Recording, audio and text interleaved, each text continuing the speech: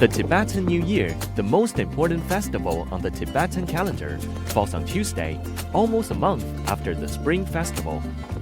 Starting Monday evening, throughout the whole night, fireworks and sparklers popped, glittered and lit up the sky over Lhasa.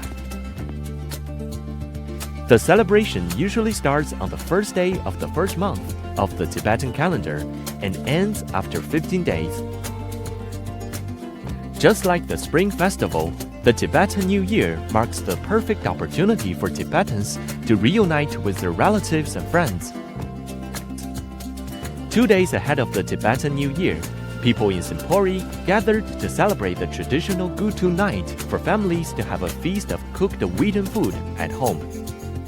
For many of them, this is their first time to spend the Tibetan New Year in the new home as they have been relocated from Sanyi, China's highest county, for better lives.